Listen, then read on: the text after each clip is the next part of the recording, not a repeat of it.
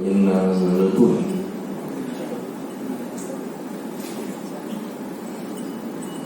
người già mà có các cái sẹo mổ ở vùng đầu thì nó sẽ là chắc là sẽ có bất thường.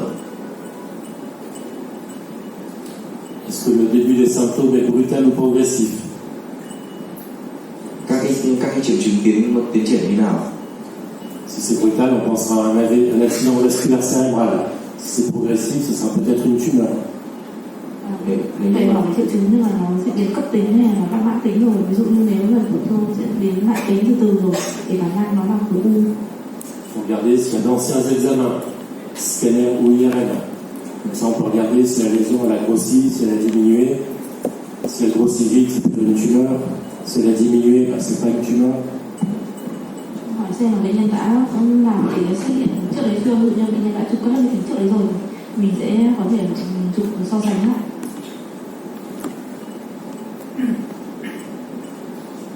Qu'est-ce que vous pensez de ce scanner? Trên cái hình CT này thì là mình thấy tức là mình có thấy tổn thương không? Nhận xét gì? Il y a une vision hypertensité Ça là? về Non. Ça, c'est un artefact. artefact. Il y a beaucoup d'os ici. Dans la fosse postérieure, on peut avoir des artefacts à cause de l'os.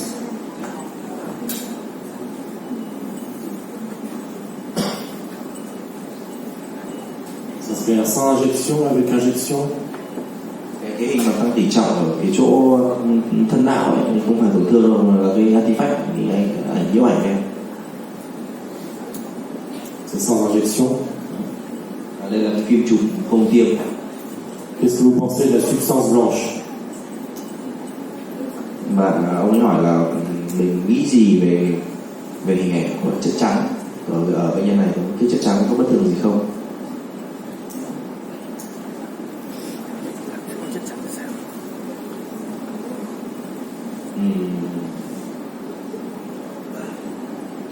L'hypodense. Hypodense. Hein? Vous êtes d'accord? D'accord. C'est normal ou pas? Qu'est-ce que vous allez dire dans le compte rendu? Cái chất trắng của bệnh nhân này có vẻ nó hơi giảm tỷ trọng nhiều, thì là thầy hỏi là cái này có bình thường hay không? Đây có phải là phim bình thường không? À votre avis, il a quel âge, le patient? Theo ý kiến các bạn thì bệnh nhân này khoảng bao nhiêu tuổi?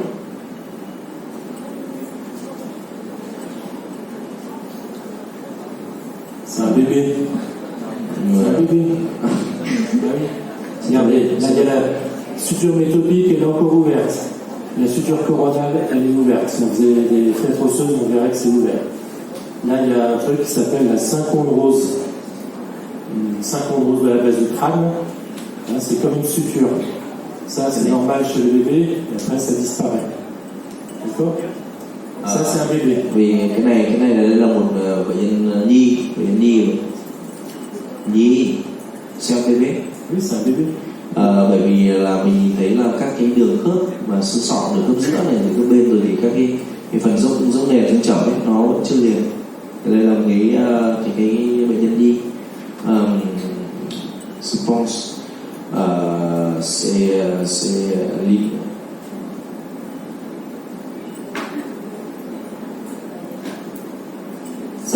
C'est normal. Chez le bébé, la substance blanche, elle n'est pas encore myélinisée. Il n'y a pas encore beaucoup de myéline autour des axones. La substance blanche est hypodense, c'est normal.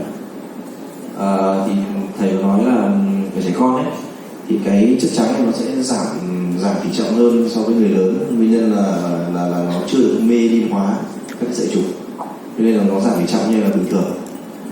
Donc on interprète en fonction de l'âge. D'accord? Si c'était quelqu'un de 15 ans ou 20 ans, ça ne serait pas normal. En 20 ans, on ne doit pas avoir la substance blanche aussi hypodense. Mais chez un bébé de 1 mois, c'est normal. Cái này nếu như mà là cái bệnh nhân mà lớn tuổi hơn tí, bệnh nhân tầm 15-20 tuổi rồi thì cái này nó sẽ là bất thường, mà nó thường liên quan đến thiếu oxy não ấy. Thì mình nhìn cái rãnh của não nó không rõ và nó giảm tỷ trọng như này, nghĩ tới cái bệnh lý lan tỏa ví dụ như là thiếu oxy não. Et puis, il faut avoir les renseignements cliniques. Chez le bébé, c'est important aussi. Pourquoi on lui fait un scanner? Đây là một, thứ nhất là mình phải nốt lại là một cái bệnh nhân nhi thì là rất là quan trọng để cho mình đọc cái phim này. Nhưng mà ông thầy có hỏi là tại sao bệnh nhân phải chụp CT? Mình có đang câu hỏi là tại sao phải chụp CT? Ça, c'est probablement un artefact. Sinon, si c'est un hématome, le bébé il est dans le coma, il est en train de mourir. D'accord? Cái Ça, hình c'est sûrement un artefact. cái chỗ tăng tỉ trọng ở cái phần thân não là cái artifact. D'accord?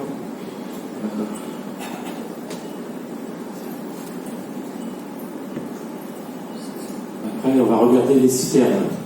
Le liquide autour du tronc cérébral. Sur le scanner. Bon, ça c'est une IRM, mais au scanner, il faut bien regarder comment on IRM les citernes. Le liquide céphalorachidien autour du tronc cérébral. Tức là mình sẽ nghiên cứu cái dịch não tủy ấy. Cái dịch não tủy của nhân thì nhìn trên CT nó giảm tỉ trọng. Còn trên cộng hưởng từ nhất là cái chuỗi xung T2 thì mình nhìn thấy nó sáng, nhìn rất là rõ cái thành phần dịch não tủy trong não. Normalement, au scanner, comme en IRM, on voit du liquide autour du tronc cérébral. Dịch thì mình sẽ nhìn thấy nó ở xung quanh, tức là xung quanh não luôn, nó bao quanh toàn bộ não. Là, c'est un patient qui a eu un traumatisme crânien. C'est un alcoolique qui a eu un traumatisme crânien. Qu'est-ce que vous pensez de son scanner? Trên cái phim chụp này thì mình phát hiện ra bất thường trên này không?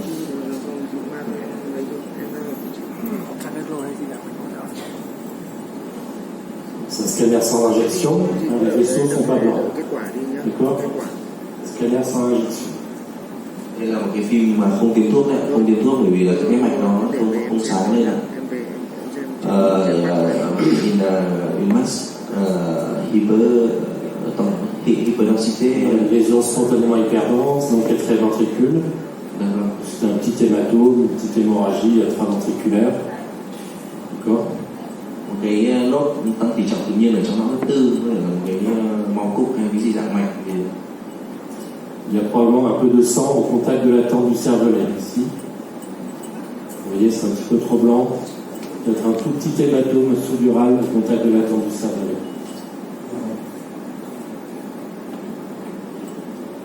Cái lều tiểu não thì nó hơi tăng bên trái, nó hơi tăng tỉ trọng, nó hơi lớn hơn cái bên phải. Est-ce qu'il y a un effet de masse important? Est-ce qu'il y a des signes d'engagement?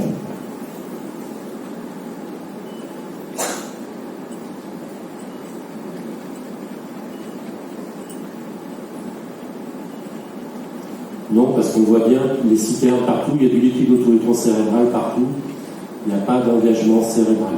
D'accord? Mình nhìn thấy là các cái dịch ở quanh cầu não, cái bể đáy nó vẫn còn trong, nó vẫn bình thường, thì mình không nghĩ đây là một cái chảy máu. Bon, le malade il est sorti de l'hôpital et 6 mois après il revient, il a un autre traumatisme. Il continuait à boire de l'alcool, il a eu un accident de voiture, il a eu un autre traumatisme. Bệnh nhân này thì được cho ra viện, sau đó thì bệnh nhân đi về nhà, bệnh nhân uống rượu và bị tai nạn, nên bệnh nhân lại quay trở lại. C'est le même malade. Qu'est-ce que vous pensez de son scanner? Đây cũng là cùng một bệnh nhân và mình nghĩ gì về cái tổn thương này?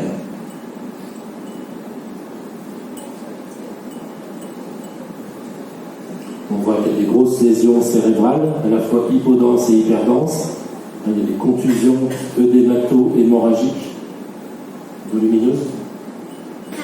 Đây là một cái tổn thương tăng giảm tỉ trọng hỗn hợp, có cái phù não xung quanh, có cái tỉ trọng của máu cục. Il y a peut-être un petit hématome sous-dural ici, sûrement un ici, hématome sous-duraux. Và mình còn nhìn thấy được là cái tỉ trọng của máu này lan vào cái khoang dưới màng cứng nữa. Il y a un gros effet de masse, il y a une déviation des structures médianes qui fait peut-être 15 mm là encore. Đẩy đường giữa lệch sang bên đối diện khoảng 15 mm.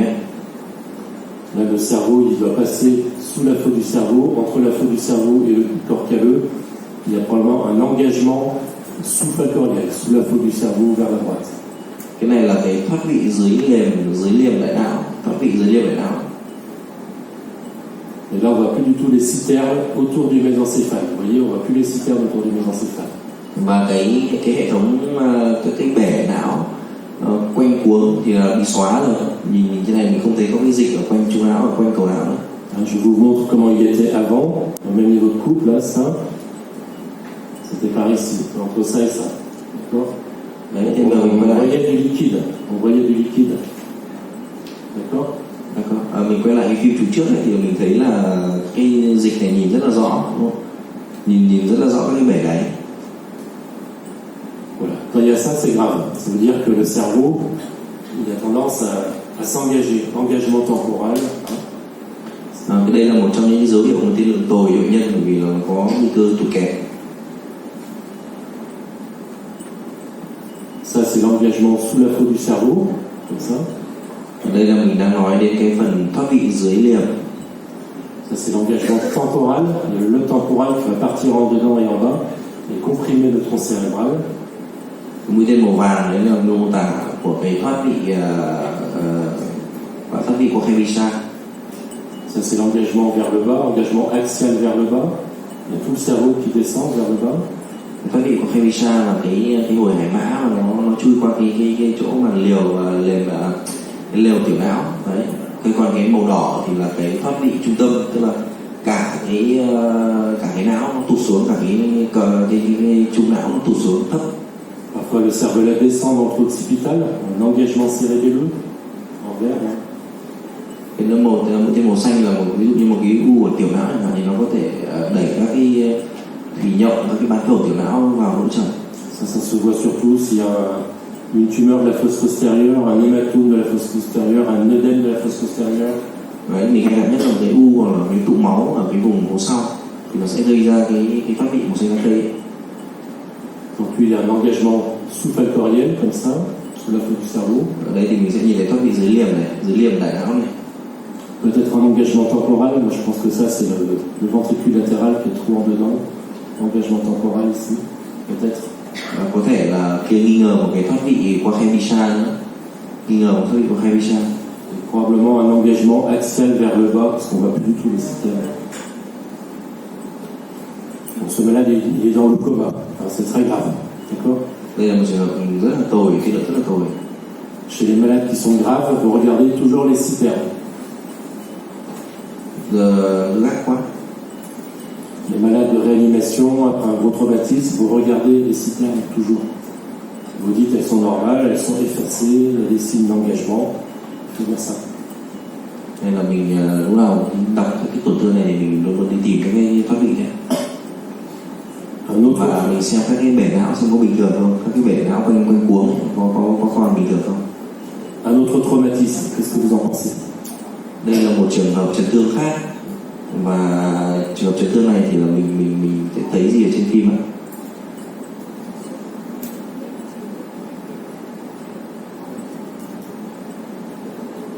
Đây là mặt tính. C'est un scanner sans injection. C'est un scanner sans injection. Mà chú ý đây là cái phim không tiêm đâu ạ, đây là cái phim không tiêm. Là, il y a un hématome sous-dural ici. Một cái tổn thương tụ máu dưới màng cứng. Hétérogène. Không đồng nhất. Une hémorragie ménagée, il y a du sang dans la vallée sylvienne ici. Và nó còn lan đến các cái dãy của não nữa. Đây là tụ máu dưới nhện rồi, cả dưới màng cứng và dưới nhện. Il y a probablement un hématome sous-dural au contact de la tempe du cervelet ici. Cái tụ máu dưới màng cứng ở chỗ cái vị trí lều tiểu não. Il y a un gros effet de base, encore une fois, une grosse déviation des structures médianes. Nó đẩy não thất vào đường giữa. Il y a probablement un engagement sous-falcoriel ici. On voit pas bien, mais probablement un engagement sous-falcoriel ici. Và cái này có thể là một cái kèm theo một cái thoát vị dưới liềm. Il y a un gros engagement temporal droit. Engagement temporal droit. Và đây thì mình nhìn rất là rõ cái thoát vị của Hemisha nó đẩy cái hồi hải mã vào cái cuống não. Ça c'est la corde temporale ventricule latéral gauche. Ça c'est la même du côté droit. Elle est déplacée en dedans. Hai cái Le sừng ventricule, il va trop en dedans. hai cái sừng thái dương của nó từ bên thì một bên nó giãn và một bên nó xẹp. Le temporal, il vient jusqu'ici. Đấy là và cái đấy là thầy đang chỉ vào cả cái hồi hải mã. Y compris le tronc cérébral est déplacé de l'autre côté. Le tronc cérébral est déplacé de l'autre côté. Để cái thân não lệch sang bên trái. Ça, c'est très grave. Cái trường hợp này thì cũng rất là tồi, cái lượng rất là tồi. Si on n'opère pas le malade, il va mourir, c'est sûr. Si on n'opère pas le malade, il va mourir. Il faut appeler le chirurgien, vous dites, il y a un gros hématome sous-dural, le malade a des signes d'engagement, il faut l'opérer tout de suite, et j'écris ça dans le compte-rendu. Vous appelez le chirurgien et vous lui dites tout ça. trường hợp này bệnh nhân thì mổ cấp cứu ngay để có thể cứu sống về cái phân máu tụ.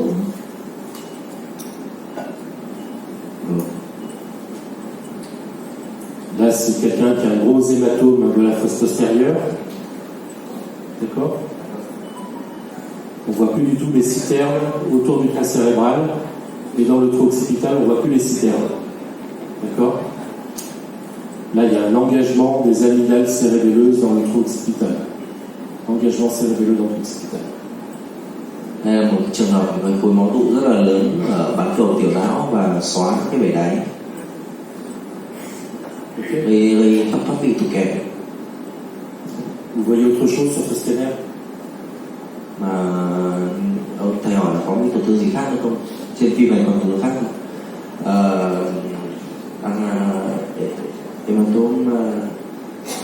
Hématome aigu intraparenchymateux cérébelleux, Oui, engagement cérébelleux. et une autre hématome. Ça, Oui, ça c'était un méningiome en fait. méningiome. Parce qu'il y a des calcifications à l'intérieur. C'est pas un hématome, c'est un méningiome, personne âgée. Tức là ngoài cái tổn thương mà khối máu tụ rất là lớn ở tiểu não ra thì là mình còn nhìn thấy một cái tổn thương khác ở ngoài trục, cái phần thùy trán và có cái vôi hóa ngoài, cái đấy nó là cái meningium u bằng não. Ça, c'est un patient qui a le sida, qui avait une méningite à cryptocoque, une encéphalite à cryptocoque, un gros œdème de la fosse postérieure, avec un effacement des citernes complet comme ça, un engagement cérébelleux, et il est mort rapidement.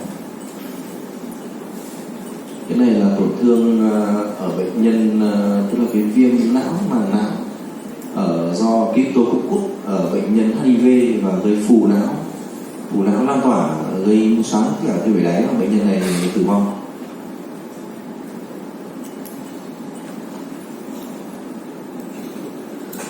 Et ça, qu'est-ce que vous en pensez? Đây thì trường này thì mình sẽ nghĩ trường này là mình thấy gì trên hình ảnh.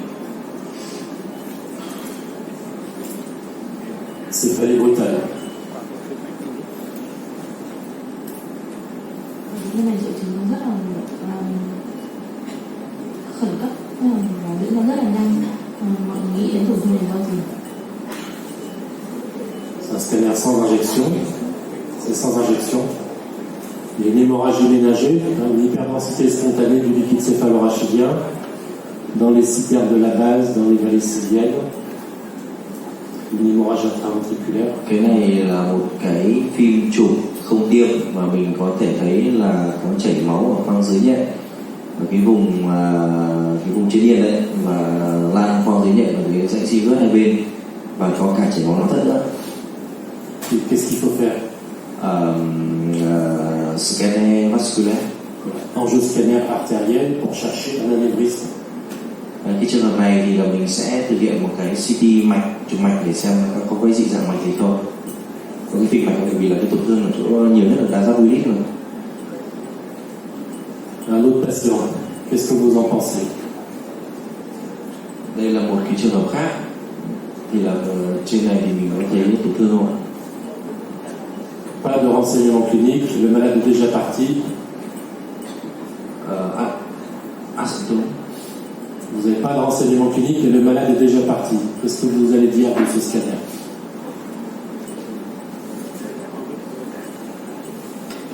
Comment vous interprétez? Cái này thì mình không có thông tin về lâm sàng. Cái này mình sẽ nghĩ gì ở trên phim này?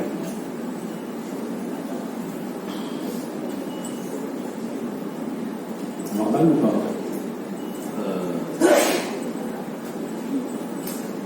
Pas normal.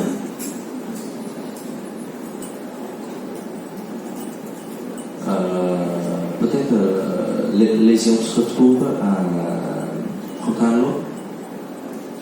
Frontal, de quel côté? Bên à droite. Là, on voit bien la lessivienne à gauche. Là, on ne la voit pas bien ici. D'accord? Để thì mình sẽ nhìn thấy là cái sen cancellous ở bên trái bình thường, ở bên phải thì là thấy bất thường, có tạo hiệu ứng khối ở cái chỗ thùy trán phải cạnh cái cancellous. Chez les personnes âgées, il faut toujours regarder les sillons. Les personnes âgées font souvent des méningiomes. Les méningiomes, c'est souvent la même densité que le cerveau, sans injection. Cái bệnh nhân mà lớn tuổi như này thì là mình sẽ nghĩ đến là một cái có phải cái u màng não không? Và cái u màng não trước tiêm thì nó sẽ đồng tỷ trọng với cả chất xám, đồng tỷ trọng với chất xám. Thế còn đây là phim sau tiêm thì quá rõ rồi, cái u màng não. C'est plus facile après injection, mais vous devez le voir sans injection. Vous regardez les sillons, les vallécidiennes chez les vieux tout le temps, les citernes. C'est aussi important que le parenchyme cérébral. Les citernes, le liquide, c'est aussi important que le cerveau lui-même. Cái này thì nếu mà trên cái phim chụp sau tiêm thì mình nhìn thấy rất là rõ, chẩn đoán được cái u màng não đơn giản. U ngoài chụp thì thuốc mạnh như kia.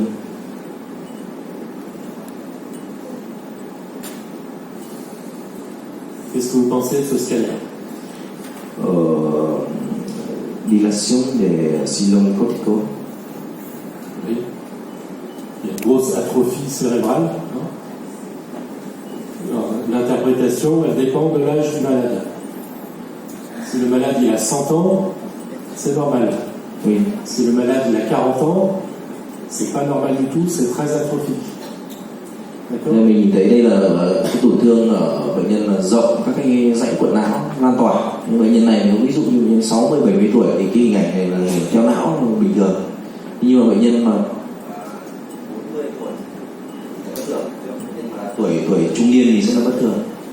C'est un malade qui a eu d'Alzheimer. Quoi? Alzheimer. À, bệnh nhân này là bệnh nhân Alzheimer. Comme vous. Quoi?